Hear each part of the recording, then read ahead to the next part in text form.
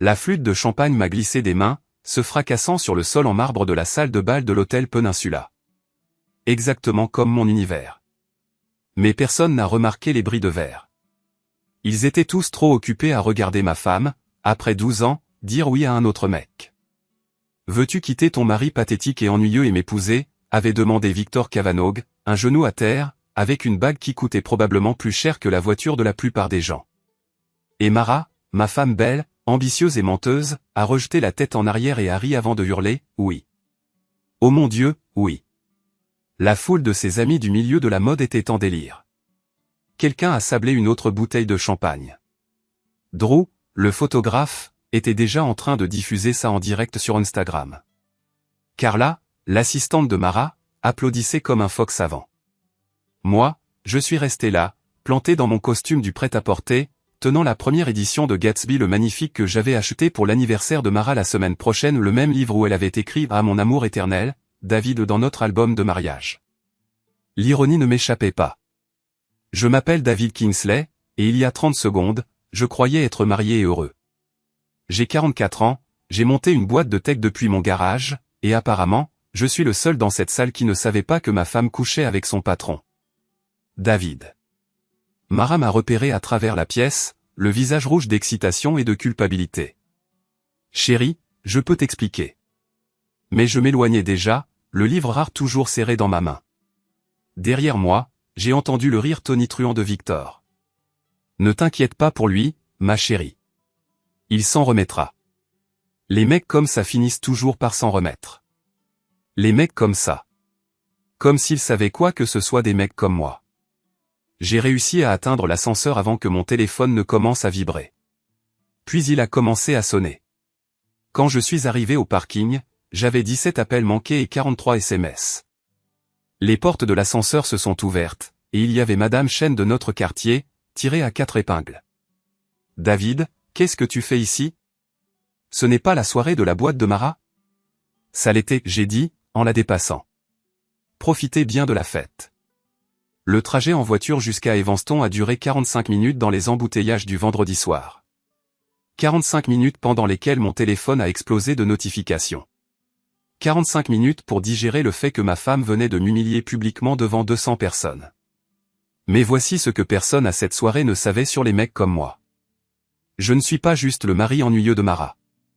Je suis l'actionnaire majoritaire de Kingsley Digital Solutions, la boîte qui gère l'infrastructure back-end pour la moitié des marques de mode à Chicago, y compris la boîte de Victor, Cavanaugh Luxury Group. Je suis aussi le genre de mec qui garde des traces détaillées de tout. Quand je me suis garé dans notre allée, j'avais déjà passé plusieurs coups de fil. Le premier était pour mon avocat, Alan Morrison, qui a répondu à la deuxième sonnerie malgré l'heure tardive. David, qu'est-ce qui ne va pas? Tu as l'air. J'ai besoin que tu déposes les papiers de séparation dès lundi matin, ai-je dit, en me garant dans notre garage. Et j'ai besoin que tu actives l'option nucléaire sur tous nos contrats commerciaux. Alan était mon ami depuis la fac de droit. Il savait exactement ce que signifiait l'option nucléaire. Putain, David, qu'est-ce qui s'est passé? Mara vient d'accepter une demande en mariage de Victor Cavanaugh en public, en direct. Silence. Alors ce fils de pute. Je ne l'ai jamais aimé. Moi non plus. C'est pour ça que j'ai intégré des clauses de sécurité dans tous les contrats qu'on a avec sa boîte. Des clauses de moralité, Alan. L'adultère annule tout. On parle de combien? J'ai ouvert ma porte d'entrée, entrant dans la maison que j'avais achetée pour Mara il y a 5 ans. La maison où elle prévoyait de me quitter pendant que je payais toutes les factures.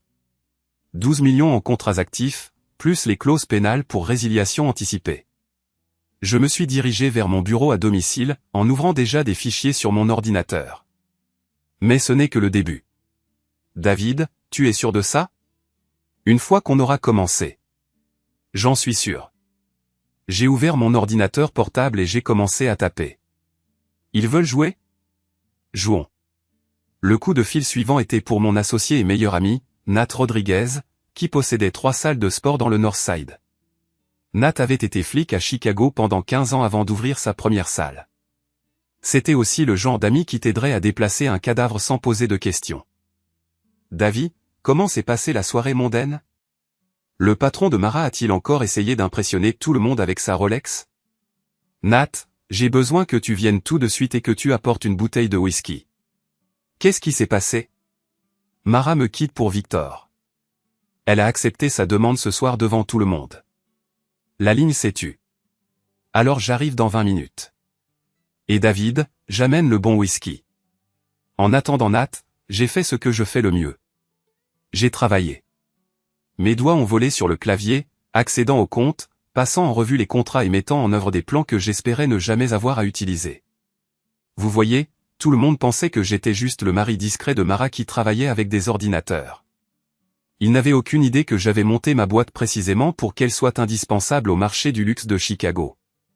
Tous les sites web, tous les systèmes de paiement, toutes les bases de données clients du milieu de la mode haut de gamme de la ville passaient par mes serveurs, y compris ceux de Victor. J'ai affiché le contrat du Cavanaugh Luxury Group et j'ai souri pour la première fois de la soirée. C'était là, enfoui dans la section 47. Tout acte d'adultère ou de turpitude morale de la part des dirigeants de l'entreprise qui entraînerait une publicité négative pour les marques partenaires constituerait un motif immédiat de résiliation du contrat et d'évaluation des pénalités. Mon avocat avait insisté sur cette clause il y a 3 ans, lorsque Victor s'était fait prendre en flagrant délit avec une mondaine mariée. On ne sait jamais quand ses fils à papa vont refaire des siennes, avait dit Allen. Un homme intelligent. Mon avocat. Je terminais justement les papiers de résiliation du contrat quand des phares ont balayé les fenêtres de mon salon. Le pick-up de Nat a vrombi dans l'allée, suivi immédiatement par une autre voiture. Mon sang s'est glacé. J'ai reconnu cette Mercedes argentée. C'était la voiture de Mara. La porte d'entrée s'est ouverte d'un coup, sans qu'on frappe. Mara est entrée en titubant, toujours dans sa robe de soirée, le maquillage étalé. Elle serrait son téléphone comme s'il pouvait lui sauver la vie. David, Dieu merci, tu es là. Il y a un problème avec nos comptes. Mes cartes de crédit ne fonctionnent pas et la banque dit que... Elle s'est arrêtée, en me voyant assis calmement à mon bureau. Pourquoi tu n'es pas énervé?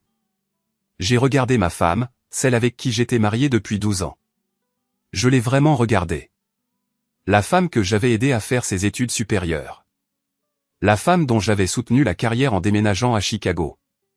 La femme qui venait de m'humilier devant la moitié de l'élite de la ville. Pourquoi serais-je énervé, Mara? Tu as eu ce que tu voulais. David, tu ne comprends pas. Victor et moi, c'est compliqué. On ne voulait pas que ça arrive comme ça. Ça dure depuis combien de temps, ai-je demandé doucement. Quoi? Depuis combien de temps tu couches avec lui? Le visage de Mara a connu toute une série de transformations. Culpabilité, défi, calcul. Elle s'est arrêtée sur la manipulation ou le regard que j'avais réalisé que je voyais depuis des mois. Ce n'est pas ce que tu crois. Victor et moi avons une connexion. Il comprend mes ambitions, mes rêves. Tu t'es toujours contenté de la médiocrité. Mais je veux plus. Plus? J'ai acquiescé lentement. Plus que la maison que je t'ai achetée? Plus que la voiture que je paie?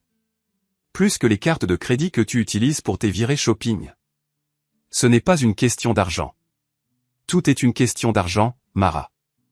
Tu n'as juste jamais pris la peine de savoir d'où vient le nôtre. C'est là que Nat a frappé. Je l'ai vu à travers la fenêtre, tenant une bouteille de Jameson, l'air perplexe en voyant la voiture de Mara. Tu attends quelqu'un, a demandé Mara, sa voix prenant ce ton tranchant que je détestais. Mon meilleur ami. Celui qui va m'aider à fêter ma liberté. J'ai ouvert la porte. Nat a jeté un coup d'œil à Mara et a tout compris. Tiens. Si ce n'est pas la future mariée tout émue. Nat a posé le whisky sur le comptoir et a croisé les bras. J'ai entendu dire que tu avais fait le spectacle ce soir. Ce ne sont pas tes affaires, Nat, a rétorqué Mara. Si, en fait, ça l'est. Tu vois, David, c'est mon ami. On se connaît depuis 20 ans. Et les amis ne laissent pas leurs amis se faire avoir par des femmes infidèles. Mara s'est retournée vers moi, son visage s'adoucissant pour prendre une expression que je pensais autrefois être une émotion sincère. Maintenant, je voyais ce que c'était vraiment. De la manipulation bien rodée. David, s'il te plaît, est-ce qu'on peut parler en privé?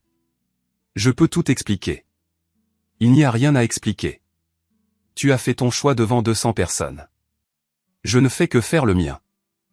Quel choix? De quoi tu parles? J'ai pris mon téléphone et je lui ai montré l'écran. Je parle des 12 millions de dollars de contrat que je viens de résilier avec Cavanaugh Luxury Group. Je parle des pénalités qui vont ruiner la société de Victor d'ici lundi matin. Je parle du fait que, depuis 30 minutes, tu n'as plus de travail, plus de revenus et plus d'accès à aucun de mes comptes. Mara a fixé le téléphone, puis moi. Tu ne peux pas faire ça. Ce sont des contrats commerciaux. Tu ne peux pas les annuler à cause de problèmes personnels. Clause d'adultère, ai-je terminé. Ton petit ami l'a signé il y a 3 ans. Il n'a probablement jamais lu les petits caractères. La couleur a quitté le visage de Mara. David, tu es ridicule. C'est juste de la vengeance. Non, c'est de la justice. Il y a une différence. C'est alors que des portières de voiture ont claqué à l'extérieur. Victor Cavanaugh lui-même est apparu à ma porte avec 2 types que je ne connaissais pas. Des gros bras en costume coûteux. Nat a regardé par la fenêtre et a souri. Oh, ça va être marrant. Victor n'a pas frappé. Il a juste ouvert ma porte d'entrée comme si c'était chez lui et est entré dans mon salon, ses 2 gorilles sur ses flancs. Dans son costume à 1000 $ et ses chaussures italiennes, il ressemblait exactement à ce qu'il était, un riche habitué à obtenir ce qu'il veut par l'intimidation. David. Sa voix avait cette arrogance particulière qui vient de la richesse héritée. Je crois qu'il faut qu'on ait une conversation, Victor. Je suis resté assis à mon bureau, les mains sagement croisées. Je crois qu'il faut que je vous fasse arrêter pour cambriolage. Doucement, doucement, restons civilisés. Il fit un geste vers ses acolytes. Voici mes associés, Monsieur Thompson et Monsieur Blake. Ils s'occupent de la sécurité de ma société. Nat s'avança.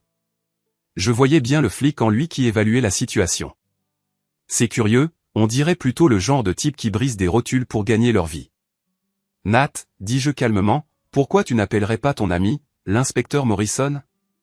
Dis-lui qu'on a de la visite qui semble confondre les lois de la propriété. Victor leva la main. Ce ne sera pas nécessaire. Je suis ici pour discuter affaires avec mon futur beau-frère. Futur ex-beau-frère, ai-je corrigé. Et nous n'avons rien à discuter. J'ai résilié nos contrats il y a 1 heure. À propos de ça. Victor se rapprocha de mon bureau, ses associés à sa suite. Je crois que vous avez agi avec précipitation. Les décisions émotionnelles fonctionnent rarement bien dans le monde des affaires. C'est une menace. C'est un conseil d'homme d'affaires à homme d'affaires. Mara était restée silencieuse, mais elle se déplaça maintenant pour se tenir aux côtés de Victor. Le symbole ne m'échappait pas. Elle avait littéralement choisi son camp. David, s'il te plaît, dit-elle. La société de Victor emploie 300 personnes. Tu ne peux pas détruire tous ces emplois parce que tu es en colère contre moi. Je ne détruis rien. J'exerce simplement mon droit légal de résilier des contrats avec une société dont le dirigeant a commis un adultère avec ma femme. Tout est très clairement stipulé dans les clauses de moralité. La contenance de Victor se fissura légèrement. Clause de moralité? Quoi, vous êtes un genre de fanatique religieux? Non, je suis le genre d'homme d'affaires qui prévoit les imprévus. Le genre qui lit les contrats avant de les signer. Le genre qui ne laisse pas sa queue prendre les décisions à la place de son cerveau. Monsieur Thompson s'avança. Je crois que vous devriez surveiller votre ton. C'est à ce moment-là que Nat se plaça entre nous. Avec son 1m90 et ses 100 kg de muscles, mon ami formait une barrière impressionnante. Et moi, je crois que vous devriez vous casser avant que je vous y aide. Messieurs, dit Victor d'une voix suave. Ne nous emballons pas. David, je suis prêt à vous faire une vraie offre. Dites-moi le prix pour remettre ces contrats en place. Il n'y a pas de prix. Tout le monde a un prix. Pas tout le monde. Je me suis finalement levé et j'ai contourné mon bureau. Vous voyez, Victor, vous avez fait une grosse erreur. Vous pensiez que j'étais juste le mari ennuyeux de Mara qui allait se coucher et encaisser tout ce que vous me balanciez. Vous pensiez que j'avais plus besoin de votre entreprise que vous de la mienne, hein? J'ai souri. Laissez-moi vous dire quelque chose sur le milieu de la mode de luxe à Chicago. Tous les sites web, tous les systèmes de paiement, toutes les bases de données clients des grandes marques passent par les serveurs de ma société. Cavanaugh Luxury Group? C'est peut-être 8% de mon revenu annuel. Le visage de Victor devint blanc. C'est impossible. Nous sommes les plus importants. Vous êtes les plus bruyants. Il y a une différence. J'ai sorti mon téléphone et je lui ai montré une feuille de calcul. Voici ma liste de clients. Neiman Marcus, Nordstrom, Saks, Barneys, et une quarantaine de boutiques plus petites. Votre société est en fait numéro 12 sur ma liste de revenus. Mara était rivée à l'écran du téléphone. David, je n'avais aucune idée que votre entreprise était si prospère. Rentable. Indispensable. J'ai rangé le téléphone. C'est parce que vous n'avez jamais pris la peine de demander. Vous pensiez juste que j'étais une sorte de demeuré de l'informatique qui avait eu de la chance. Victor était visiblement en train de reconsidérer les choses. Même ainsi, vous ne pouvez pas juste tuer un contrat commercial pour une question personnelle. Je peux. Et je l'ai fait. Mais voici le meilleur. Je n'annule pas seulement les contrats actuels. Les clauses pénales signifient que vous me devez 4 millions de dollars pour rupture de contrat anticipé. Le paiement est dû dans 30 jours. 4 millions? Mara l'a murmuré à peine audible. Plus les intérêts, plus les frais juridiques si vous essayez de contester. J'ai regardé Victor droit dans les yeux. Comment est votre trésorerie en ce moment? Parce qu'il se trouve que je sais que vous avez hypothéqué la plupart de vos actifs pour ce nouveau magasin à River North. Monsieur Thompson s'approcha à nouveau. Peut-être devrions-nous en parler dans un endroit plus discret. Nat fit craquer ses doigts. Peut-être que vous devriez fermer votre claque-merde avant que je ne le fasse pour vous. Assez. Victor claqua. David, vous faites une erreur. J'ai des relations dans cette ville. Je peux vous rendre la vie très difficile. Plus difficile que de voir ma femme me tromper avec son patron? Plus difficile que de me faire humilier devant 200 personnes? Plus difficile que de voir la femme que j'ai aimée pendant 12 ans gâcher notre mariage pour un type qui traite les femmes comme des accessoires? Mara est venue vers moi, dit Victor, sur la défensive. Elle était malheureuse. Elle se sentait piégée dans une vie ennuyeuse avec un type ennuyeux. C'est ce que vous lui avez dit? J'ai regardé Mara, qui évitait mon regard. Est-ce qu'il vous a promis le monde, ma chérie? Des vêtements de créateur? Des soirées branchées? Une vie à la hauteur de votre beauté et de votre intelligence? David, arrête. Parce que voilà ce qu'il ne vous a pas dit. Victor Cavanaugh a été marié 3 fois. Chaque femme était plus jeune et plus canonne que la précédente. Chacune pensait qu'elle était spéciale. Chacune a été remplacée dès que quelque chose de mieux s'est présenté. La mâchoire de Victor s'est crispée. Tu ne sais pas de quoi tu parles. Ah bon? Sarah Hendricks, 25 ans. Mariée en 2010, divorcée en 2013 quand elle t'a chopé avec sa sœur. Jennifer Walsh, 28 ans, mariée en 2014, divorcée en 2017 quand les photos du détective privé ont fait la une des journaux à scandale. Amanda Foster, 31 ans, mariée en 2018. Divorcée l'année dernière quand elle a découvert tes histoires d'escorte. Un silence de mort est tombé dans la pièce. Mara fixait Victor, l'horreur se peignant sur son visage. Comment tu? Comment ça Victor? Archives publiques. Demande de divorce, document de justice. C'est incroyable ce qu'on trouve quand on se donne la peine de chercher. Je me suis tourné vers Mara. Félicitations, ma belle. Tu es sur le point de devenir la femme numéro 4. Je te donne 18 mois avant qu'il ne t'échange contre un modèle plus récent. Ce n'est pas. Victor m'a dit qu'il n'avait jamais ressenti ça pour personne auparavant. Victor et moi avons ri en même temps, mais pour des raisons très différentes. Il t'a dit ça? J'ai secoué la tête. Mara, il a dit exactement la même chose à Amanda Foster. J'ai les textos. Tu mens. J'ai ressorti mon téléphone et j'ai fait défiler un dossier intitulé « Assurance ». Tu veux que je te les lise? C'est plutôt romantique. Tu n'es pas comme les autres, Amanda. Tu me comprends. Tu vois le vrai moi derrière l'argent et le succès. Mara a arraché le téléphone de mes mains, lisant les messages, son horreur grandissant. Ce sont presque exactement les mêmes choses qu'il m'a dites. Mot pour mot. Je suppose que Victor n'est pas très créatif en matière de compliments. Rends-moi ça. Victor s'est jeté sur le téléphone, mais Nat l'a intercepté, lui saisissant le poignet et le tordant derrière son dos. Je ne crois pas, Playboy à la Gucci. Lâche-moi.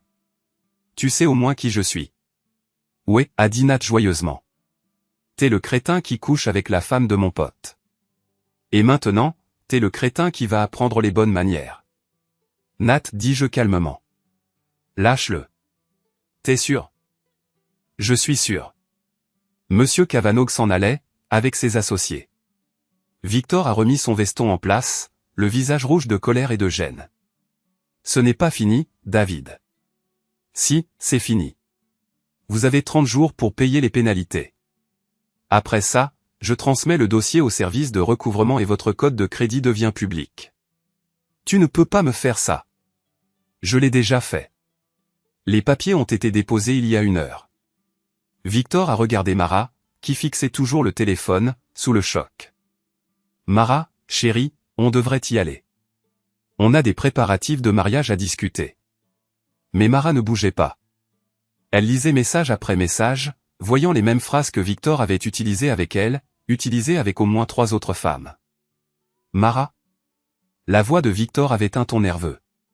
Pour la première fois, elle a levé les yeux vers lui, et j'ai vu quelque chose mourir dans ses yeux. Pas de l'amour. Je ne crois pas qu'elle l'ait jamais vraiment aimé. Mais le fantasme, le rêve d'être spécial, d'être choisi par quelqu'un de puissant et de riche. Tu as dit à Amanda Foster qu'elle était ton âme sœur, dit-elle doucement. Mara, c'était différent. Tu lui as dit que tu n'avais jamais ressenti ça pour personne auparavant. Je peux m'expliquer. Tu lui as dit qu'elle était la plus belle femme que tu aies jamais vue. Victor a regardé autour de la pièce, réalisant qu'il était piégé. Les gens disent des choses quand ils sont amoureux. L'amour. La voix de Mara devenait plus forte, plus en colère. Ce n'est pas de l'amour. C'est juste ton schéma. Trouver une femme malheureuse, lui promettre la lune. L'utiliser jusqu'à ce que tu t'ennuies, puis passer à autre chose. À la prochaine. Ce n'est pas ça. Alors pourquoi as-tu les mêmes conversations avec toutes? Pourquoi utilises-tu les mêmes phrases, fais-tu les mêmes promesses? Victor a regardé ses associés, qui étaient visiblement mal à l'aise avec la tournure des événements. On devrait discuter de ça en privé. Non. Mara m'a renvoyé le téléphone.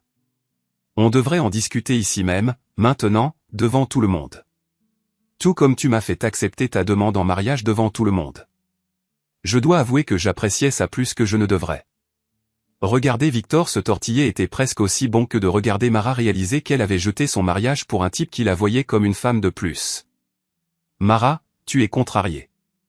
Tu ne réfléchis pas clairement. Je réfléchis plus clairement que je ne l'ai fait depuis des mois. Elle a enlevé la bague de fiançailles qu'il lui avait donnée et l'a tendue. Trouve-toi une autre femme malheureuse, Victor. J'en ai fini d'être ta dernière conquête. Victor a regardé la bague comme si c'était un serpent. Tu ne peux pas être sérieuse. Plus sérieuse, tu meurs. Mais on a des projets. Le mariage, la lune de miel. Les mêmes projets que tu avais avec Amanda, Jennifer et Sarah. Victor a fini par craquer. Espèce d'ingrate. Tu as la moindre idée de ce que je t'offrais? De ce que j'étais prêt à sacrifier pour toi. Rien, répondit Mara, simplement. Tu n'étais prêt à sacrifier rien du tout parce que c'est ce que tu fais. C'est ce que tu es. C'est là que Victor a vraiment dérapé. Il a agrippé le poignet de Mara assez fort pour laisser des marques. Tu ne t'en vas pas comme ça. Pas après tout ce que j'ai investi dans cette relation. Nat a bougé plus vite que je ne l'avais jamais vu faire. Une seconde, Victor serrait le poignet de Mara, la seconde d'après, il était le nez collé à mon parquet, le genou de Nat dans le dos. On ne touche pas à la dame, a dit Nat comme s'il discutait. Je me fous de ton fric. Monsieur Thompson et Monsieur Blake ont commencé à s'avancer, mais j'ai levé la main. Je ne ferai pas ça, ai-je dit calmement. Nat est un ancien flic de Chicago. Il sait exactement quelle quantité de force il peut utiliser avant que ça ne devienne problématique. Et j'ai des caméras de surveillance qui enregistrent tout. Les 2 hommes se sont arrêtés, l'air incertain. Bon choix, ai-je continué. Maintenant, voici ce qui va se passer. Nat va laisser Victor se relever. Victor et ses associés vont quitter ma maison. Et si l'un d'entre vous remet les pieds sur ma propriété, je vous ferai arrêter pour violation de domicile. Nat a relâché Victor, qui s'est relevé en titubant, son costume hors de prix froissé et sale. Ce n'est pas fini, a grogné Victor. Si, c'est fini, ai-je dit. Vos contrats sont résiliés, vos pénalités sont dues dans 30 jours, et votre dernière conquête vient de vous larguer devant témoin. Je dirais qu'on en a fini. Victor a remis sa cravate en place et a regardé Mara une dernière fois. Tu commets la plus grosse erreur de ta vie. Non, a dit Mara doucement. Je l'ai déjà commise, cette erreur. C'est moi qui essaie de la réparer. Victor et ses associés sont partis sans un mot de plus, en claquant la porte derrière eux. Le silence qui a suivi était assourdissant. Après le départ de Victor, nous sommes restés tous les trois dans mon salon comme si nous avions survécu à une catastrophe, essayant de réaliser ce qui venait de se passer. Nat a ouvert la bouteille de Jameson et a versé 3 verres sans demander si quelqu'un en voulait. Bon, a-t-il dit en me tendant un verre, c'était divertissant. Mara était toujours debout là où Victor l'avait laissée, fixant la bague de fiançailles dans sa paume comme si elle ne pouvait pas croire qu'elle était réelle. Je n'arrive pas à croire que je me suis fait avoir, a-t-elle dit doucement. Je n'arrive pas à croire que j'ai été aussi stupide. Tu n'as pas été stupide, ai-je dit en prenant le whisky que Nat me tendait. Tu étais seul. C'est différent. Arrête. Mara a levé les yeux vers moi, les larmes commençant à monter. Ne sois pas gentil avec moi maintenant. Je ne le mérite pas. Non, tu ne le mérites pas. Mais ça ne veut pas dire que je vais t'achever. Nat a levé son verre. À la fin d'une époque. J'ai trinqué avec lui. Au nouveau départ. Mara n'a pas participé au toast. Elle était trop occupée à pleurer. David, je suis tellement désolé. Je sais que ça ne veut plus rien dire maintenant, mais j'ai besoin que tu saches que je n'ai jamais voulu que ça se passe comme ça. Comment voulais-tu que ça se passe? Elle a essuyé ses yeux, étalant encore plus son maquillage. Je ne sais pas. Je pensais qu'on pourrait peut-être avoir un divorce discret. Peut-être qu'on pourrait rester amis. Après que tu m'aies trompé avec ton patron? Après que tu m'aies humilié devant la moitié de la ville? Après que tu aies accepté la proposition d'un autre homme alors que tu étais encore marié à moi? Je sais comment ça se présente. Ça se présente exactement comme c'est. Tu voulais passer à un mari plus riche, et tu te fichais de qui tu blessais au passage. Mara a tressailli comme si je l'avais giflé. Ce n'est pas juste. Juste? J'ai ri, mais ce n'était pas drôle. Tu veux parler de justice? Parlons des 12 années où j'ai soutenu ta carrière. Parlons de la maison que j'ai achetée, de la voiture que je paie, des cartes de crédit que tu as explosées en virée shopping. Parlons de toutes les nuits où j'ai travaillé tard pour bâtir une entreprise qui pourrait t'offrir le style de vie que tu voulais. Je ne t'ai jamais demandé de faire tout ça. Tu n'avais pas besoin de demander. C'est ce que les maris font pour les femmes qu'ils aiment. Ils se sacrifient. Ils travaillent. Ils construisent quelque chose de plus grand qu'eux. Et je suis reconnaissante. Non, tu ne le es pas. Si tu étais reconnaissante, tu n'aurais pas passé les 6 derniers mois à fricoter avec Victor. Si tu étais si reconnaissante, tu n'aurais pas dit oui à sa demande ce soir. Nat s'est raclé la gorge. Peut-être que je devrais y aller. Reste, ai-je dit. Mara s'en va de toute façon. David, s'il te plaît, est-ce qu'on ne peut pas en parler? Est-ce qu'on ne peut pas essayer de réparer ça? J'ai regardé ma femme, ma future ex-femme, et j'ai essayé de me rappeler ce que j'avais vu en elle il y a 12 ans. Elle était belle alors, ambitieuse, pleine de rêves de conquérir le monde de la mode. J'étais un jeune entrepreneur avec plus d'idées que d'argent, travaillant 18 heures par jour pour construire quelque chose qui pourrait soutenir nos 2 rêves. En cours de route, nous avions cessé d'être des partenaires pour devenir des étrangers vivant sous le même toit. Il n'y a rien à réparer, Mara. Tu as fait ton choix. Mais j'ai changé d'avis.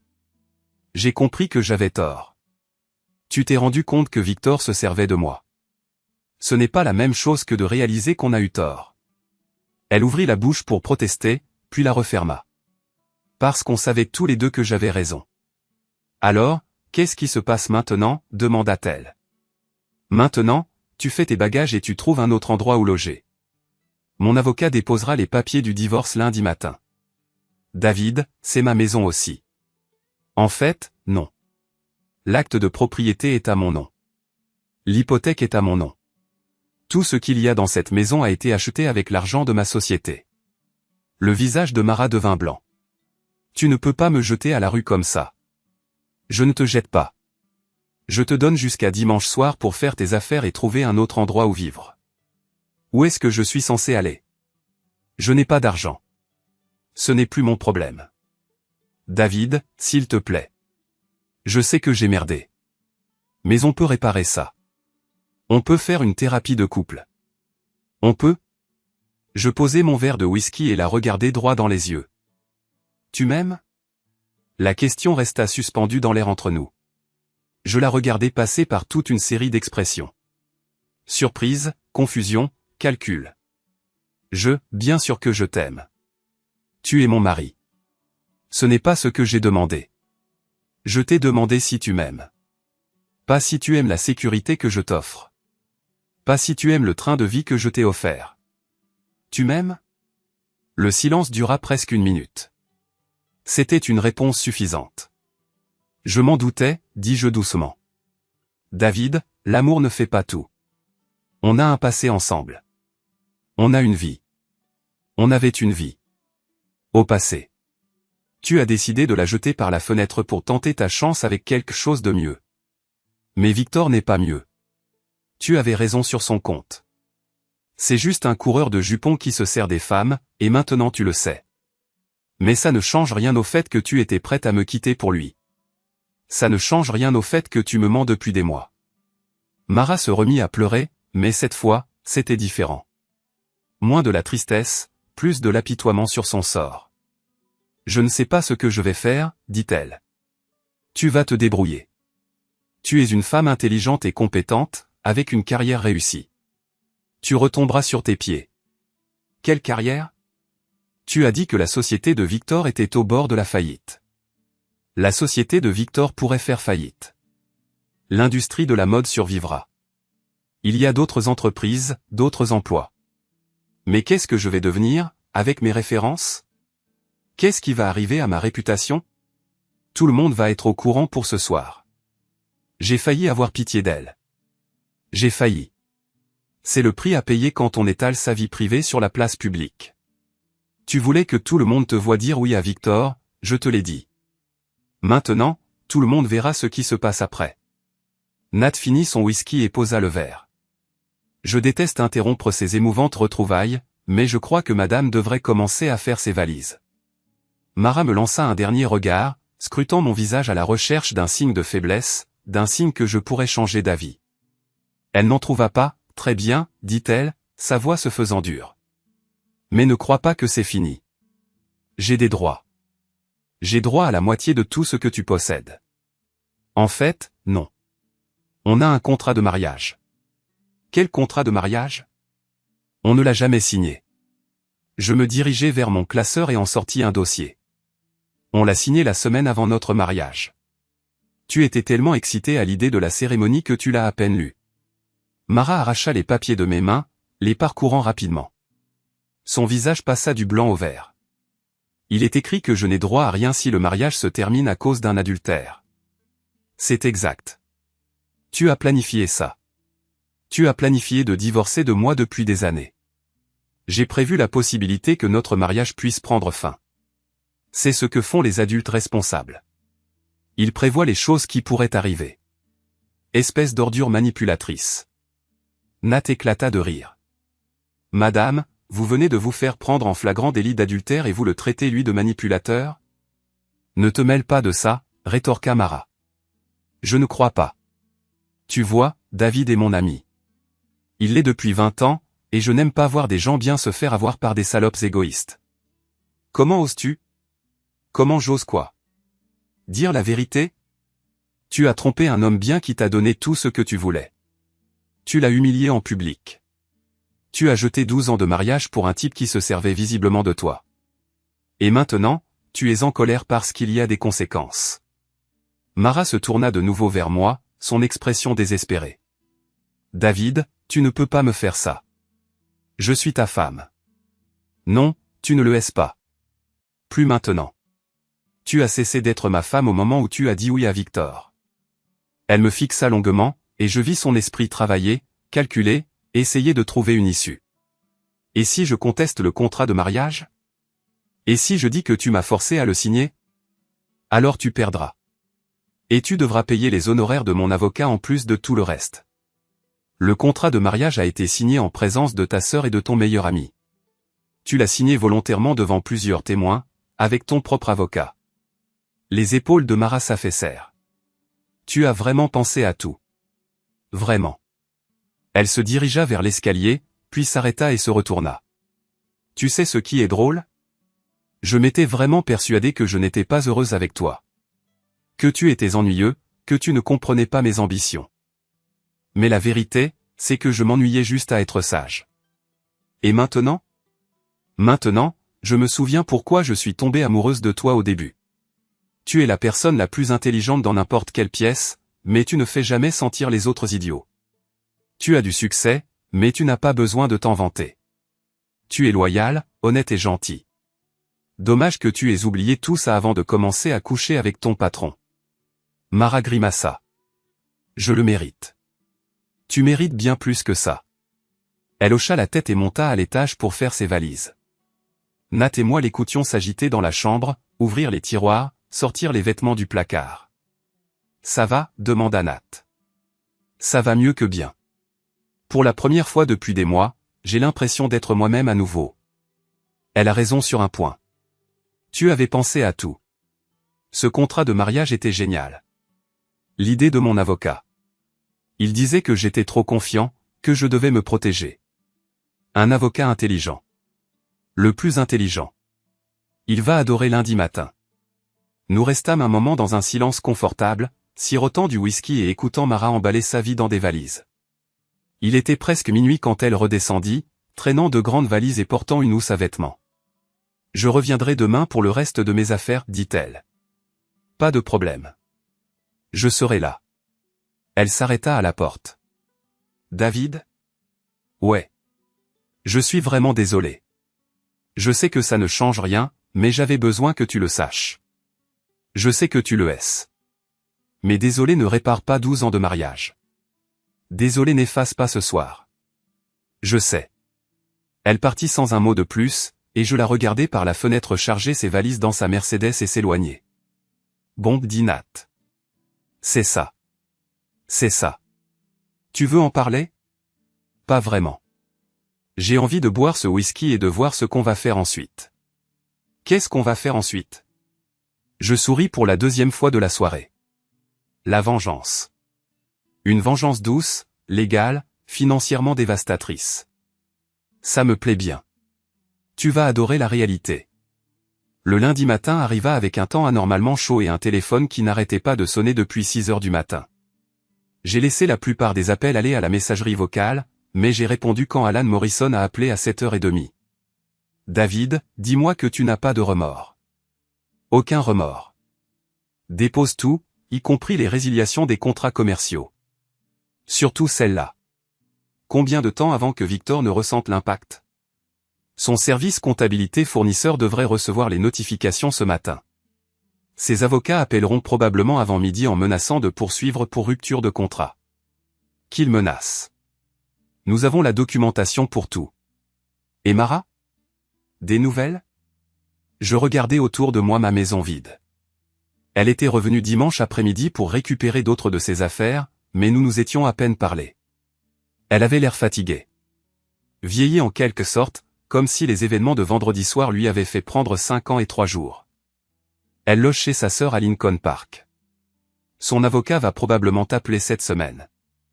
Laisse-moi deviner. Elle veut contester le contrat de mariage. Probablement. Elle a une chance de gagner? Allen rit. Aucune chance au monde. Ce contrat de mariage est à toute épreuve. Je m'en suis assuré. Après avoir raccroché avec Alan, je suis allé à mon bureau dans le LOP. Kinsley Digital Solutions occupait 2 étages d'un entrepôt rénové, et pour la première fois depuis des mois, j'étais en fait impatient d'aller travailler. Mon assistante, Jennifer Walsh, m'attendait avec du café et une pile de messages. Matinée chargée, demandai-je. C'est le moins qu'on puisse dire. Victor Cavanaugh a appelé 6 fois. Son avocat a appelé 4 fois. Quelqu'un du Chicago Tribune a appelé 2 fois, demandant un commentaire sur la situation. Quelle situation? Jennifer me tendit sa tablette, qui affichait un blog de potins appelé Chicago Social Scene. Le titre disait « La demande en mariage du magnate de la mode devient virale, mais pas pour les bonnes raisons ». Sous le titre, il y avait une vidéo qui avait été vue plus de 50 000 fois. C'était le direct de Drew de vendredi soir, montrant la demande en mariage de Victor et l'acceptation de Mara. Mais quelqu'un avait ajouté des commentaires, soulignant que Mara était toujours mariée à quelqu'un d'autre. « Putain » murmurai-je, parcourant les commentaires.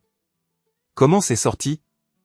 Apparemment, quelqu'un à la fête t'a reconnu et a fait quelques recherches. Ils ont trouvé votre acte de mariage, des documents publics montrant que tu es propriétaire de cette entreprise, et ont fait le rapprochement. Les commentaires étaient brutaux. Les gens traitaient Mara de chercheuse d'or, Victor de briseur de ménage, et moi de tout, du cocu au sein, selon leur point de vue. Il y a plus, dit Jennifer, ouvrant un autre onglet. Quelqu'un a divulgué les documents de divorce de Victor. Les trois, et ses états financiers du règlement avec Amanda Foster. J'ai parcouru les documents avec une stupéfaction grandissante. La fortune de Victor était bien inférieure à ce qu'il avait laissé croire. Le divorce d'Amanda Foster lui avait coûté près de 20 millions de dollars, et son entreprise était endettée jusqu'au cou. Comment quelqu'un a-t-il pu avoir accès à des documents judiciaires scellés? Jennifer haussa les épaules. L'argent parle. Ou peut-être qu'une de ses ex-femmes a décidé de se venger. Mon téléphone vibra avec un texto de Nat. Mais la chaîne 7, vite. J'attrapai la télécommande et zappai sur l'émission matinale locale. La présentatrice interviewait Amanda Foster, la dernière ex-femme de Victor, habillée en créateur et fraîchement sortie d'un salon de beauté.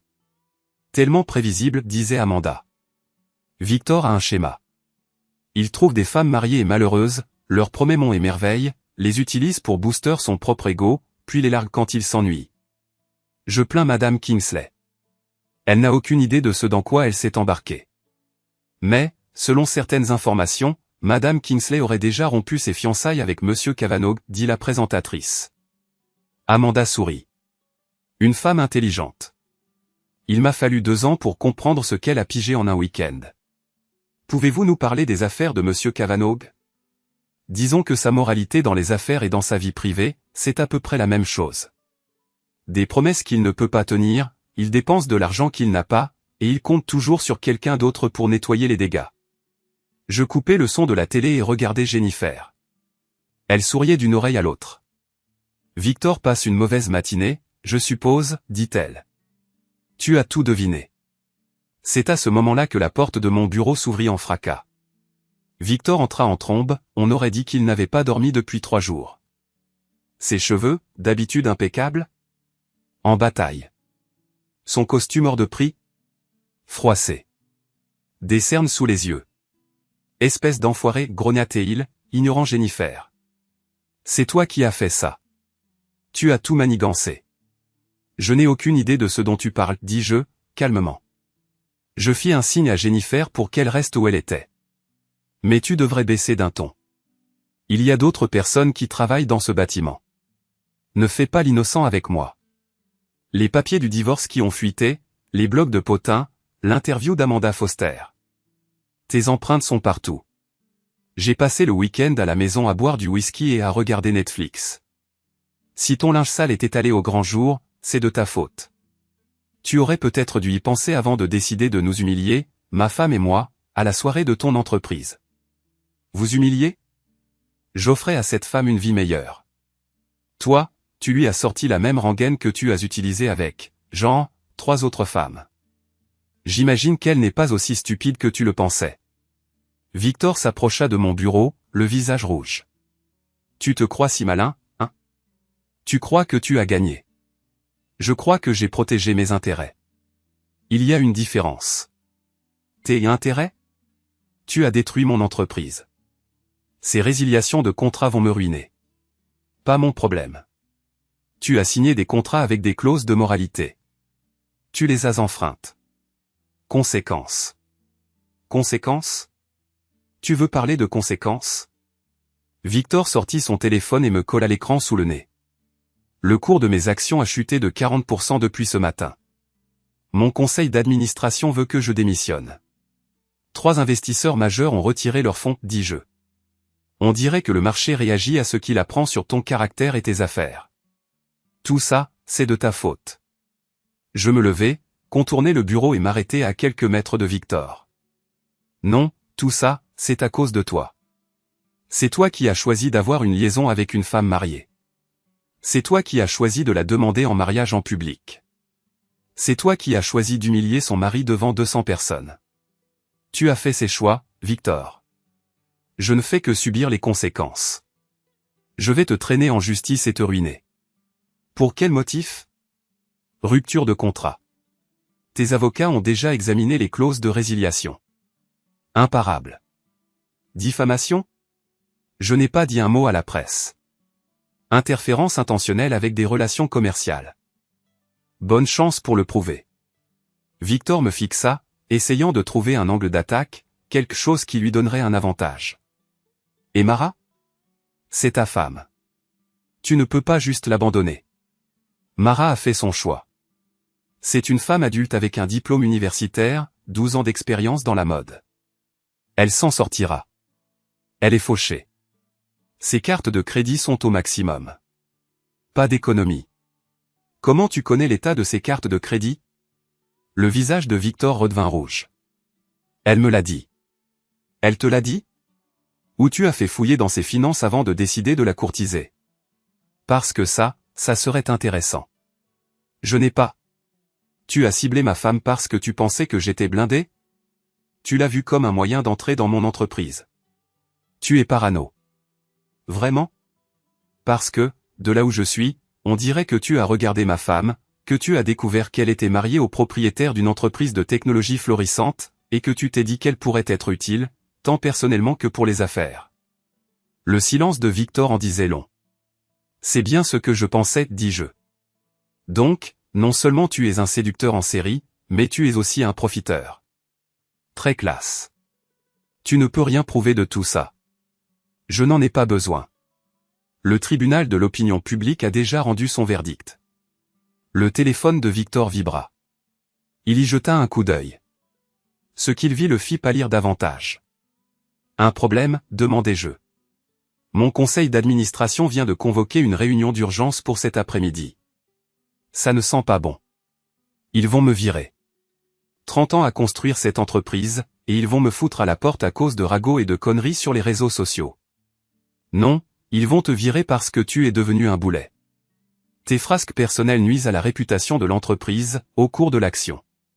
Mauvais pour le business. Victor me regarda, avec peut-être du désespoir dans les yeux. David, on peut arranger ça. Je paierai les pénalités. Je signerai de nouveaux contrats. Je ferai même des excuses publiques pour ce qui s'est passé vendredi soir. Trop tard pour ça. Il n'est jamais trop tard. Tout le monde mérite une seconde chance. Tu as déjà eu 4 secondes chances. 4 femmes, Victor. 4 femmes qui ont cru à tes mensonges, qui t'ont confié leur cœur. Tu as vu le résultat pour elles? C'est différent, cette fois. Non, ce n'est pas différent. C'est exactement la même chose. La seule différence, c'est que cette fois, il y a des conséquences. Le téléphone de Victor vibra de nouveau. Il le regarda, jura entre ses dents. Faut que j'y aille, dit-il. Mais ce n'est pas fini. Si, c'est fini. Et Victor, ne reviens plus jamais à mon bureau. La prochaine fois, je demanderai à la sécurité de te jeter dehors. Après le départ de Victor, Jennifer et moi restâmes assis, silencieux pendant 1 minute. Eh bien, dit-elle enfin, c'était intense. C'était justice. Et maintenant, qu'est-ce qui se passe? Je marchais jusqu'à la fenêtre, regardais la skyline de Chicago. Quelque part là-bas, Victor se démène pour sauver une entreprise qui est probablement déjà foutue. Quelque part là-bas, Mara essaie de comprendre comment reconstruire une vie qu'elle a gâchée pour un fantasme. Et ici, j'étais libre pour la première fois depuis des années. Maintenant, on se remet au travail, dis-je. On a une entreprise à faire tourner. Mais même en le disant, je savais que ce n'était pas fini. Victor était désespéré, et les types désespérés font des trucs dingues. Mara était fauchée et se sentait comme une merde, et elle m'en voulait. Ce n'était que le début. 3 semaines plus tard, je commençais à penser que j'étais tiré d'affaire. L'entreprise de Victor avait fait faillite, comme je l'avais prévu, et il avait dû vendre son manoir pour rembourser tout le monde. Mara avait trouvé un boulot dans une petite boîte de mode, gagnant à peu près la moitié de ce qu'elle touchait chez Kavanagh Luxury Group, mais au moins elle travaillait. Je déjeunais au Gibson S-Bar Steakhouse quand je les ai vus de l'autre côté de la salle.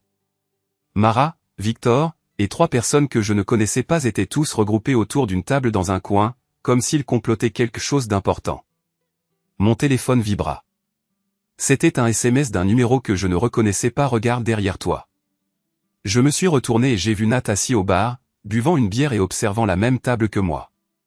Partners de déjeuner intéressant qu'à ton ex, dit-il quand je suis allé m'asseoir avec lui. Tu sais qui sont les autres personnes? La femme est Patricia Hendricks, la première ex-femme de Victor. Les 2 types sont ses avocats. Comment tu sais tout ça? Nat sourit. J'ai peut-être un peu enquêté depuis que j'ai quitté la police. Patricia m'a engagé pour surveiller Victor. Pourquoi? Parce qu'il cache de l'argent aux gens à qui il doit de l'argent. De l'argent qui aurait dû lui revenir pour la pension alimentaire et la garde des enfants. Elle veut s'assurer qu'il ne s'enfuit pas avec ce qui lui reste. Je regardais de nouveau la table, en faisant plus attention. Victor était celui qui parlait le plus, gesticulant tandis que les avocats notaient des choses. Mara avait l'air mal à l'aise, comme si elle ne savait pas dans quoi elle s'était embarquée. « À ton avis, qu'est-ce qu'il manigance ?» demandai-je. Si je devais deviner? Ils vont essayer de prouver que la faillite de Victor est une arnaque. Qu'il a transféré de l'argent dans de fausses sociétés ou à l'étranger avant de déposer le bilan. C'est vrai? Probablement. Les types comme Victor ont toujours un plan de secours.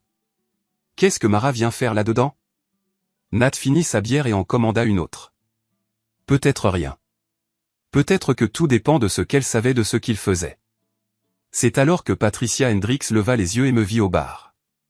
Elle dit quelque chose à Victor, qui se retourna et me vit les observer. Son visage changea plusieurs fois.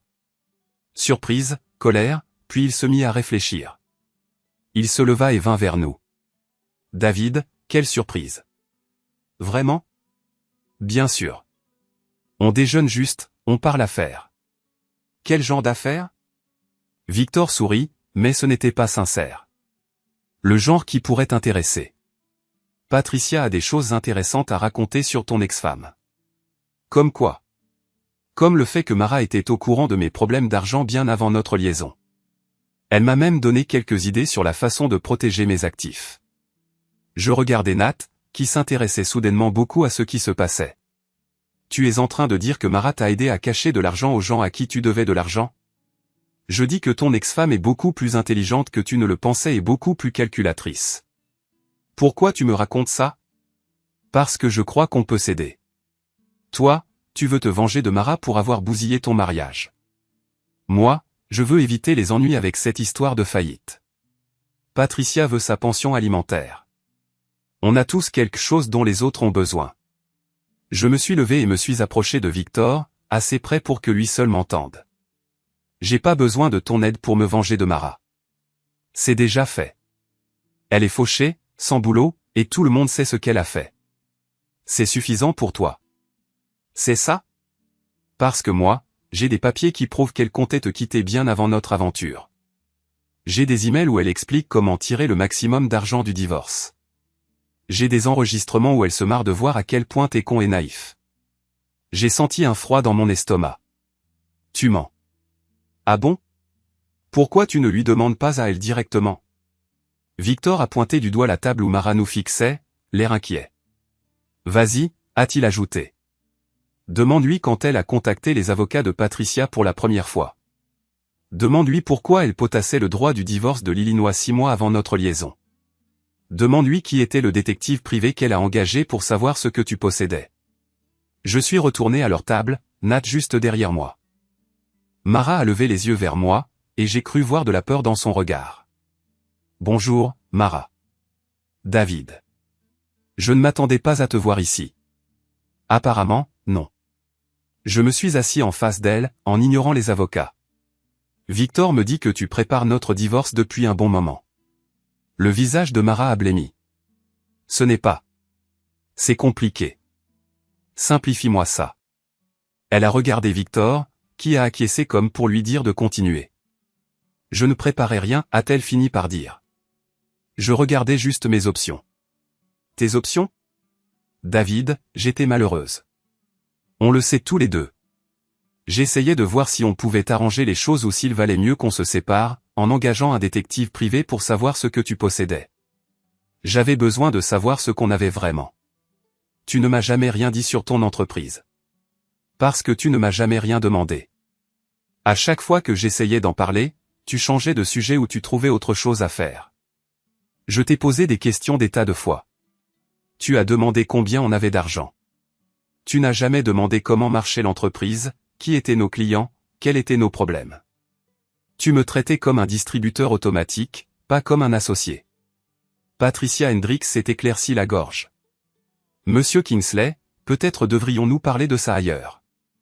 Non, ai-je répondu, sans quitter Mara des yeux. On va en parler ici, maintenant, pendant combien de temps, Mara? Pendant combien de temps as-tu prévu de me quitter? Mara a regardé autour de la table, réalisant qu'elle était piégée. Environ 1 an. 1 an? Je me suis adossé à ma chaise, essayant d'encaisser le coup. Alors, l'histoire avec Victor, c'était juste une excuse, c'est ça? Ce n'était pas comme ça. Alors, c'était quoi? Parce que vu d'ici, on dirait que tu as passé 1 an à préparer ton divorce, à fouiller dans mes finances et à attendre le bon moment pour me niquer lors du partage des biens. Je t'aimais, David. Je t'aime toujours. Mais on voulait des choses différentes. On voulait des choses différentes, ou tu as décidé que tu voulais des choses plus chères? Un des avocats de Patricia s'est penché en avant. Monsieur Kingsley, nous sommes prêts à partager nos informations avec vous si vous nous aidez dans notre enquête sur la faillite. Aider comment? En témoignant de la connaissance qu'avait votre ex-femme des finances de Monsieur Cavanaugh. En nous montrant tous les documents sur les discussions que vous avez eues avec elle concernant la dissimulation d'actifs ou les opérations bancaires à l'étranger. J'ai regardé Mara, qui tremblait maintenant. Tu l'as aidé à cacher de l'argent à ses ex-femmes? Je lui ai donné quelques conseils. Quel genre de conseils? Juste, tu sais, des trucs généraux sur la protection des actifs en cas de divorce. Basés sur les recherches que tu as faites pour notre divorce? David, je t'en prie. Je me suis levé et me suis éloigné de la table. J'avais besoin de réfléchir. Nat m'a suivi dehors. Ça va, m'a-t-il demandé. Ça va. Juste, besoin de digérer. Tu vas faire quoi? Je ne sais pas encore. Nous sommes restés sur le trottoir pendant quelques minutes, à regarder les voitures passer. Finalement, Nat a dit, tu sais, il y a un truc d'assez poétique là-dedans. Comment ça? Mara a aidé Victor à cacher de l'argent à ses ex-femmes. Maintenant, ses ex-femmes veulent l'utiliser pour récupérer cet argent. Elle est prise au piège du même genre d'arnaque qu'elle a contribué à créer, et elles veulent que tu les aides. Est-ce que tu veux les aider? J'ai réfléchi. Mara m'avait bousillé la vie d'une manière que je commençais seulement à comprendre. Ce n'était pas juste une tromperie. Elle avait prévu de me quitter depuis plus d'1 an, cherchant le moyen de tirer le maximum d'argent du divorce, traitant notre mariage comme un contrat commercial. Mais est-ce que je voulais la détruire complètement? Non, ai-je fini par dire. Je ne veux pas les aider. Pourquoi pas? Parce que je ne suis pas comme elle. Je ne vais pas passer ma vie à fomenter une vengeance et à manigancer pour de l'argent. J'ai eu ma part du gâteau. Il est temps de passer à autre chose. Nous sommes retournés au restaurant. Le groupe était toujours assis autour de la table, attendant ma réponse. Ça ne m'intéresse pas, ai-je dit à l'avocat de Patricia. Monsieur Kingsley, nous sommes prêts à vous offrir une belle somme, a-t-il rétorqué. Ça ne m'intéresse pas, j'ai regardé Mara une dernière fois. Bonne chance, Mara. J'espère que ce que vous préparez fonctionnera mieux que votre dernière arnaque. Puis je suis parti, les laissant mijoter dans leur combine. Nat m'a rattrapé sur le parking. T'es sûr de toi? J'en suis sûr. Mara a fait ses choix. Maintenant, elle doit vivre avec. Mais je ne vais pas participer à leur jeu. Et si elle te cherche des noises? Et si elle essaie de contester encore le contrat prénuptial? Quel essai? Allen dit qu'il est béton. Et si Victor essaie de t'entraîner dans ces histoires de faillite? Je m'en occuperai si ça arrive. Mais je ne vais pas passer ma vie à regarder par-dessus mon épaule, à attendre la prochaine attaque. Nous sommes montés dans nos voitures et sommes partis, laissant Victor, Mara et Patricia à leur magouille. J'avais mieux à faire, comme trouver ce qui m'attendait. 6 mois plus tard, j'étais dans mon bureau, en train d'examiner les rapports trimestriels, quand Jennifer a frappé.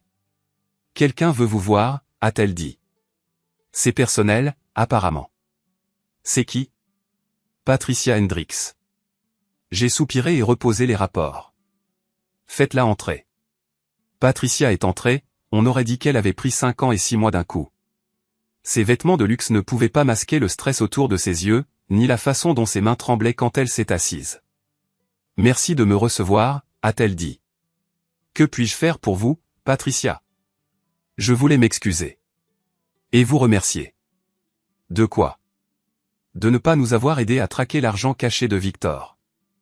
Au final, c'est la meilleure chose que vous pouviez faire. Je me suis adossé à mon fauteuil, curieux. Comment ça ? Parce que notre enquête nous a entraînés dans un tunnel sans fin où nous n'aurions jamais dû aller. Victor ne cachait pas seulement de l'argent à ses ex-femmes. Il avait monté une pyramide de Ponzi, utilisant l'argent des nouveaux investisseurs pour rembourser les anciens, et empochant des millions au passage. Putain, ça empire. Mara ne se contentait pas de lui donner des conseils sur la façon de dissimuler des actifs. Elle l'aidait à trouver de nouveaux investisseurs, utilisant ses contacts dans le monde de la mode pour attirer des clients riches qui lui faisaient confiance. J'ai senti cette sensation glaciale dans mon estomac. Combien de personnes ? 47 investisseurs. Des pertes totales d'environ 80 millions de dollars. Et Mara ? Elle a été inculpée pour 12 chefs d'accusation de fraude sur les valeurs mobilières. Le FBI a perquisitionné son appartement la semaine dernière. J'ai regardé par la fenêtre, essayant d'encaisser le coup. La femme avec qui j'avais été marié pendant 12 ans, la femme que j'avais aimée, soutenue et à qui j'avais fait confiance, avait monté des arnaques financières avec son amant. Il y a autre chose, a poursuivi Patricia. L'enquête a révélé que Mara avait détourné de l'argent de vos comptes joints pendant plus de 2 ans, de petites sommes versées sur des comptes offshore que Victor avait ouverts pour elle. Combien ? Environ 200 000 dollars. Le FBI veut vous parler de ça. Quand ? Cet après-midi, si vous êtes libre. J'ai appelé Alan Morrison, qui est arrivé à mon bureau 30 minutes avant l'arrivée prévue du FBI. Nous avons passé le temps à examiner mes relevés financiers, à la recherche du moindre signe des virements mentionnés par Patricia. Tiens, a dit Alan, en montrant de petits retraits de notre compte courant joint. 500 par-ci, 1000 par-là. Jamais assez pour déclencher une alarme. Je ne les ai jamais remarqués. Pourquoi l'aurais-tu fait ? Tu faisais confiance à ta femme. Tu ne t'attendais pas à ce qu'elle te vole. Les agents du FBI étaient professionnels et polis. Ils ont dit que je n'étais pas un suspect, mais qu'ils avaient besoin de documenter l'argent volé pour leur affaire contre Mara et Victor. Madame Kingsley prétend qu'elle a été forcée de participer au complot. Elle dit que M. Cavanaugh a menacé de vous parler de leur liaison si elle ne jouait pas le jeu, a dit l'agente Sarah Martinez. C'est intéressant, ai-je dit, étant donné que j'ai découvert leur liaison quand elle a dit oui à sa proposition devant 200 personnes. J'ai ajouté, elle dit aussi que vous étiez au courant de cette histoire d'investissement et que vous ne l'avez pas signalée parce que vous en tiriez profit. Allen s'est penché en avant. C'est absurde. Mon client a rompu tout lien avec M. Cavanaugh le soir où il a découvert leur liaison. Il ne leur a plus parlé depuis. Nous le savons. Nous avons vérifié tous les contrats, les documents de résiliation et les pénalités de retard. Un travail vraiment minutieux, au passage. L'agente Martinez m'a tendu un dossier épais. Ce sont des copies de mails et de SMS entre votre ex-femme et M. Cavanaugh. Vous pourriez les trouver intéressants. J'ai ouvert le dossier et commencé à lire. Les premiers étaient les habituelles niaiseries d'amoureux. Des « je t'aime », des promesses d'une vie meilleure, des plaintes sur leurs maris et femmes respectifs. Mais plus je lisais, plus le ton changeait. C'était devenu plus professionnel, parlant de plans et de détails. Nous devons agir plus vite, a écrit Mara. David commence à se méfier des retraits. Victor répondit, ne t'en fais pas. Dès qu'on aura assez d'argent, on pourra disparaître. Nouvelles identités, nouvelle vie. Quelque part où il n'y a pas d'extradition. Et tes autres femmes ? Elles ne vont pas essayer de retrouver l'argent ? Quels essais ? Le temps qu'elle comprenne, on sera loin. Je levai les yeux vers l'agent Martinez. Il comptait disparaître avec environ 20 millions de dollars d'argent d'investisseurs? Exactement. On les a arrêtés à O'Hare. Ils avaient des billets pour les îles Caïmans et de nouveaux passeports avec de faux noms. Nouvelles identités, boulot de pro. S'ils n'avaient pas été trop gourmands et n'avaient pas essayé de convaincre un investisseur de plus, qui se trouvait être un agent du FBI en civil, ils auraient pu s'en sortir. Je continuai ma lecture. Il y avait des discussions détaillées sur les investisseurs à cibler, les sommes à demander et la manière de structurer les investissements pour ne pas se faire prendre. Regarde celui-là, dit Allen en pointant un message de Mara. Elle décrit ton modèle économique, elle dit qu'il pourrait le copier pour eux. Elle allait me voler mes clients. Plus que ça, elle allait utiliser ta réputation et tes contacts pour donner une apparence de légitimité à leur combine. L'agent Martinez acquiesça. On a trouvé des preuves qu'il prévoyait de démarcher tes clients avec de faux investissements, en utilisant ton nom et ta société comme référence. Je fermai le dossier, l'estomac noué. Ça durait depuis combien de temps? D'après ce qu'on a, au moins 18 mois, peut-être plus. Donc, pendant tout le temps où elle a été mariée à moi, elle prévoyait de me voler et de se barrer avec son mec. On dirait bien, oui. Après le départ des agents du FBI, Allen et moi restâmes assis dans mon bureau, essayant de comprendre ce qui venait de se passer. J'arrive pas à croire que j'ai été marié à une criminelle, dis-je. Tu n'étais pas marié à une criminelle. Tu étais marié à quelqu'un qui est devenu une criminelle. C'est différent. Vraiment? Comment j'ai pu ne rien voir? Comment j'ai pu être aussi aveugle? Parce que tu l'aimais. Parce que tu lui faisais confiance. Parce que tu es quelqu'un de bien qui pense que les autres sont bien aussi. Je me sens tellement con. Ne sois pas. Tu as tout fait correctement. Tu avais un contrat de mariage pour te protéger. Tu as tout documenté. Tu es parti dès que tu as découvert l'histoire de la liaison. Si tu n'avais pas été aussi prudent, tu aurais pu être accusé d'être complice. Mon téléphone vibra avec un SMS de Nat. Mais la 7. Je pris la télécommande et zappai sur les infos locales. Il y avait Mara, menottée, qu'on emmenait au tribunal fédéral. Elle ne ressemblait en rien à la femme belle et sûre d'elle qui avait dit oui à Victor 6 mois plus tôt. Ses cheveux étaient en bataille, ses vêtements froissés, et elle avait l'air d'avoir pleuré. Accusée de multiples chefs d'accusation de fraude boursière en relation avec ce que les procureurs qualifient de système de Ponzi sophistiqué qui a escroqué près de 80 millions de dollars à des investisseurs, disait la journaliste. Kingsley et son co-accusé, Victor Cavanaugh, risquent jusqu'à 20 ans de prison fédérale s'ils sont reconnus coupables. La caméra montre à Victor, également menotté, l'air pâle et abattu. Les deux accusés devraient plaider non coupables lors de leur mise en accusation demain matin, poursuivit la journaliste. Dans un développement connexe, les procureurs fédéraux ont annoncé qu'ils demanderaient la restitution des fonds aux victimes, ce qui pourrait inclure la saisie de tous les avoirs appartenant aux accusés. J'éteignis la télé et regardai Allen. Alors, c'est vraiment fini? C'est vraiment fini. Mara et Victor vont en prison. L'argent volé sera restitué aux victimes, et tu es libre de passer à autre chose. Et l'argent qu'elle a volé sur nos comptes joints. Le FBI récupérera ce qu'il pourra. Tu ne récupéreras peut-être pas tout, mais tu en auras la plus grande partie. Je marchais jusqu'à ma fenêtre et regardais la skyline de Chicago. Quelque part là-bas, la femme que j'avais aimée était assise dans une cellule de détention fédérale, attendant d'être inculpée de crimes qui l'enverraient probablement en prison pour les 10 prochaines années. J'aurais dû me sentir bien. J'aurais dû avoir l'impression d'avoir eu raison. J'aurais dû avoir l'impression que justice avait été rendue. Au lieu de ça, j'étais juste triste. Tu sais ce qui est le pire, dis-je. Si elle m'avait juste demandé le divorce? Je lui aurais donné tout ce qu'elle voulait. La maison, la moitié de l'entreprise, assez d'argent pour recommencer où elle voulait. Je l'aimais assez pour la laisser partir, mais ça ne lui suffisait pas. Elle voulait tout. Elle voulait tout. Elle voulait me démolir, me ruiner, et se barrer avec son mec. Elle voulait m'effacer de la surface de la terre. Et elle a fini par se détruire elle-même. J'hochai la tête, toujours en regardant par la fenêtre. Ouais, elle s'est détruite elle-même. Mon téléphone vibra. C'était Nat. T'as vu les infos? Demanda-t-il. J'ai vu. Comment tu te sens? Vide.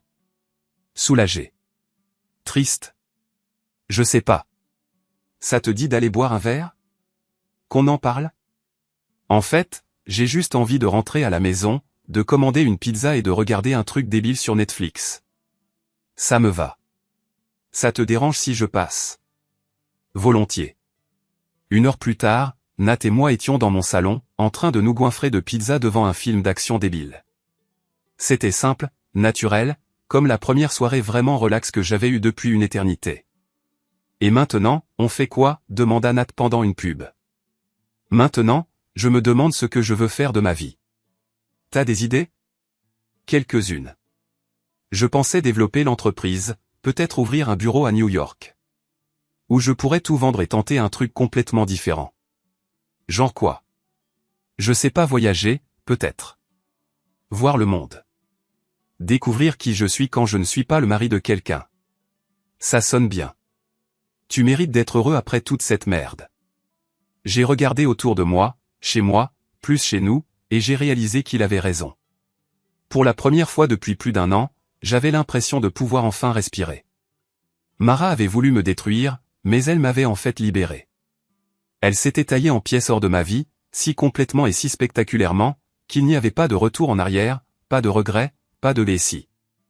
Elle allait en prison, Victor allait en prison, et moi, j'allais vivre ma vie.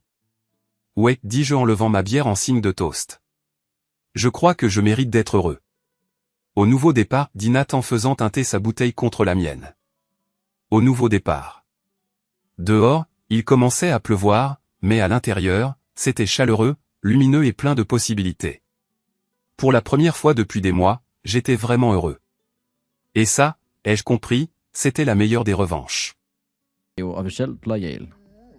Case of James Brown, Spectres ejer defeat Spectres og James Brown. What? Hvordan giver det mening? Jeg vil ikke. Jeg kunne da godt bygge et hus, Nana. Det kunne jeg da godt. Hvad var det, jeg gjorde? Det der uld. Har jeg smidt det? Det har jeg sgu nok, så.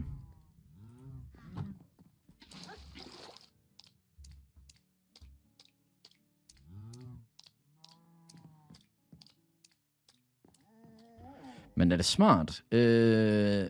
Med al sandsynlighed ikke. Okay, skal vi lige se, om jeg er heldig med den anden hund derovre. Shit, hvad har vi lava? Okay, nice. 2 hunde. Hvad skal vi kalde dem? Jeg ved ikke engang, hvorfor jeg tamer den der. Jeg skal bare bruge en af hver slags. Kom lige herop. No song found. Ja, det... Jeg ved heller ikke rigtig, hvad Ingemann han laver. Der var der. Okay, hvordan er man craft and saddle? Sådan der bare. Nice. Så skal vi altså have heste nu. Vi starter med den hvide herovre. Eller den brune. Vi starter med den brune. Seng. Skal jeg ikke lige bare tage sådan en med, egentlig? Sådan der. Man kan craft and saddle. Yep, det kan man åbenbart i de nye updates.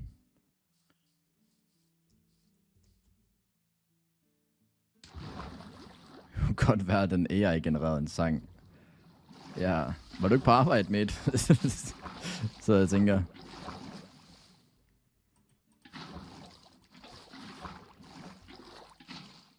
Jo. Hold kæft, mand. Jeg havde fået tæsk af alle mine chefer, hvis jeg havde brugt min arbejdstid på det. Ej, det havde jeg ikke. Men altså, forstår du, hvad jeg mener? Gider ikke mere.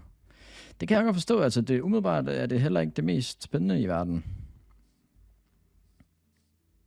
Skal vi have en raffle mere, Mats? Arbejder du som Ingemann? Det lyder fornuftigt. Okay, vi skal have nogle heste her, gutter. Er ham god overhovedet? Hvordan ser jeg det? Skal jeg tame dem først?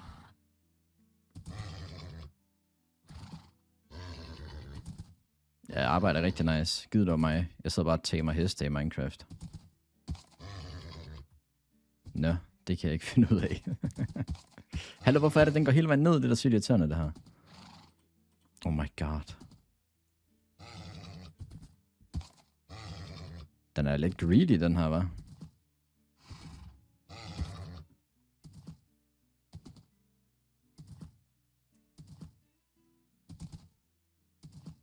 Jeg kunne også join Discorden, når Kasper han engang vågner fra sin slumber.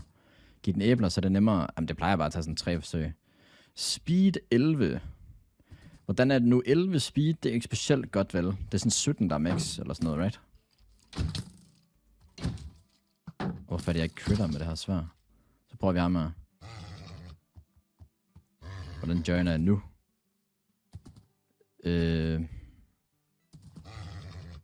Jamen, jeg ved det ikke. Åh!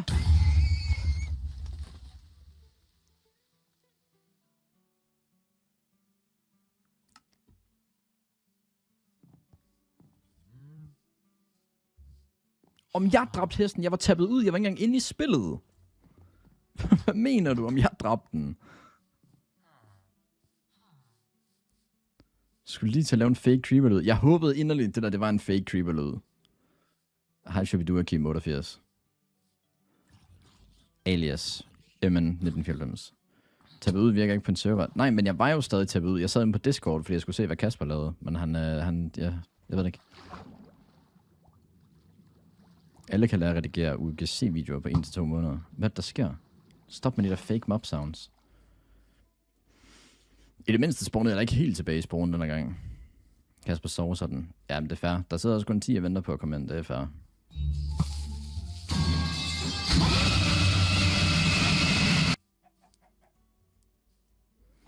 Et i chatten, hvis jeg skal fjerne Ingemans access til Stream Elements.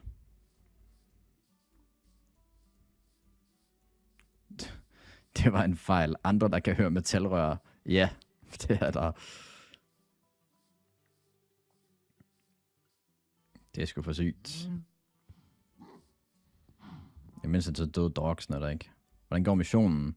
Jeg bliver ved med at dø. Det er fucking svært at spille Minecraft, åbenbart.